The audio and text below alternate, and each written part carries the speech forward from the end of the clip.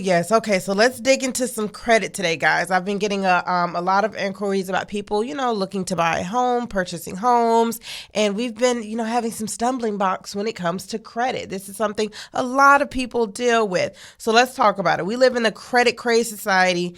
Times have changed. So credit scores are a strong indicator of your spending habits, your reliability, and they can make you or break you when it comes to getting these mortgages for these homes. Okay, so let's dig into it. What is your credit score? Okay, your credit score is simply a statistical likelihood of a person falling 90 days behind on a particular loan or obligation within a 2-year period. Okay, so in fact, there's nearly a 99% chance higher of a person with a 620 or lower score to end up 90 days behind than those who have an 800 score. So your score is a very strong indicator of, you being able to make your payments on time. That's why your credit scores are so important. Now, each credit bureau, they do have their own unique scoring system when they're evaluating your information. So that's why scores will fluctuate from time to time. You have Experian, TransUnion, and Equifax.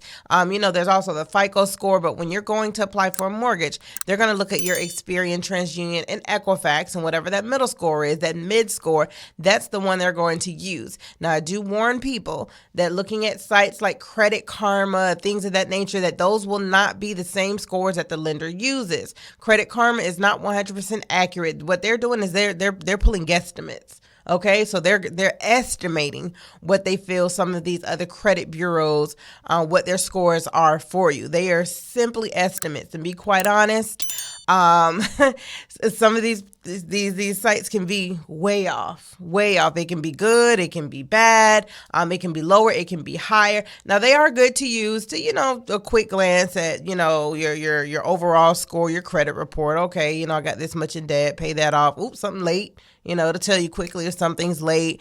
You can also kind of gauge if your score is going up, going down. So it gives you a good idea. But I tell people, do not think that, it says I have a 650. I can go buy a house now. I can get approved for that program now. You may not really in reality have that 650. Okay, so now let's talk about what is your credit score made up of. It's made up of a couple different things. Okay, one of the biggest parts of your score is your payment history. That's why we tell people, do not be late. Your phone bill, your cable bill, your light bill, anything that is attached to your name. If it's attached to your name, do not let it be late. For those that co-sign for family, y'all know we don't like co-signers, okay? When you're co-signing for your sibling's car, or your unfortunately your ex's car, you co-signed on it and they stop making the payments, that's going to kill your score. It is crazy what a late payment can do to your score. And there are some first-time homebuyer programs where they don't want to see any late payments in the last 12 months. One late payment can cost you down payment assistance. One late payment can cost you down payment assistance. It can cost you your credit score. So you want to be very cautious regarding your payment history.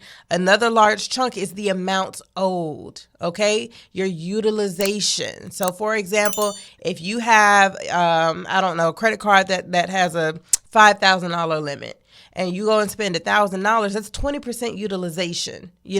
That doesn't kill you, but 20% utilization does not help. What you want to do is stay 10% and under. Okay, so if you got that card, that's $5,000.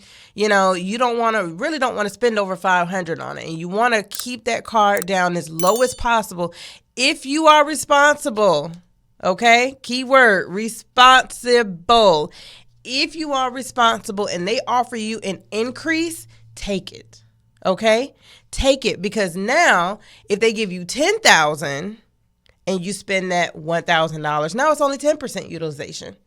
You get where I'm going here? Only 10% utilization at that point. So only if you are responsible, should you take those increases? Do not take them if you, we're going on a trip, or, let's put this trip on the credit card. Let's put these appliances on the credit card, and you have no way of paying it back. Okay. So only take those increases if you are responsible. I do know some people, they'll get multiple cards, take all the increases. Of course, again, responsibility, but that definitely helps their utilization. If you have, a 50,000 between 5 or 6 different cards, and you're only spending $2,000-$3,000 a month, and you are paying them off, every week, every 2 weeks, you can, get on YouTube, look on different sites, on different ways they tell you to, if you pay your card off at this time of the month, or once you'll actually have to call your credit card company, or it may be like on your portal or whatnot, to show you when they report to your score. So it's not like your normal bills that, they're due on the 1st, or, the 31st is the end of the month.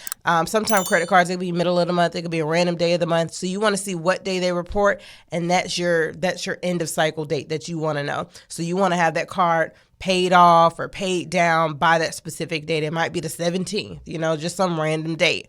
So you can go online, look at different ways, different tips and tricks on how to pay your card off at certain times of the month, or, sometimes they say pay it off weekly, pay it off bi-weekly, and then that will help boost your score.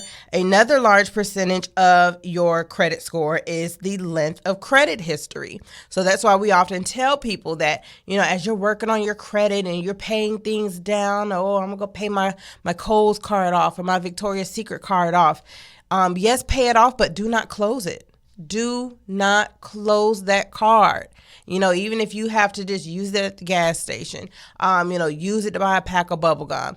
Use those cards still, okay? I believe kind of once every 3 months, you may need to swipe a card once every 3 months.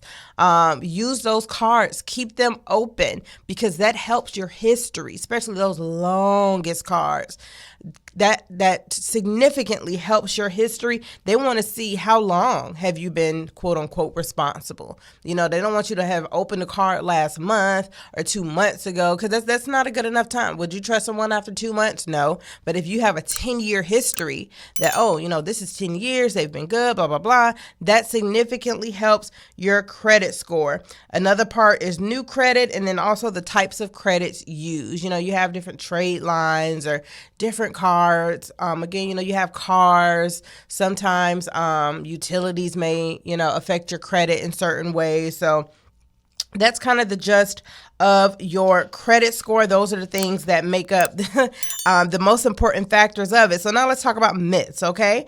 Some people, again, we just talked about this, they say, my credit score will improve if I close my unused cards. Do not close those cards. That's what I thought too. No, keep those cards open, okay? The longer, the better. Now, if you just opened one a couple months ago and it's not working out, okay. But if you have one that you've had for 10 years, I know a lot of women used to get Victoria's Secret cards, keep those cards open. Keep them open. That helps your scores. Sometimes people think that once they're married, that my credit report will be merged with my spouse's. That's not necessarily the case when it comes to taxes and, certain things. Yes, but your credit, they are looking at your credit. Now, it will not necessarily merge, but you can have things show on both. So if you and your spouse both sign for a car, it'll show on his credit and it'll show on her credit. But it's not necessarily merged, but it will affect both your credits the same way. So if your spouse forgets to pay, it's going to hit your credit too. Okay. Even with co-signers, it's the same way. It will hit your credit. So if you want this free report on how to improve your credit, okay, some tips and tricks on how to improve it, how to raise it fast, give us a call, 407-906-8886, 407-906-8886.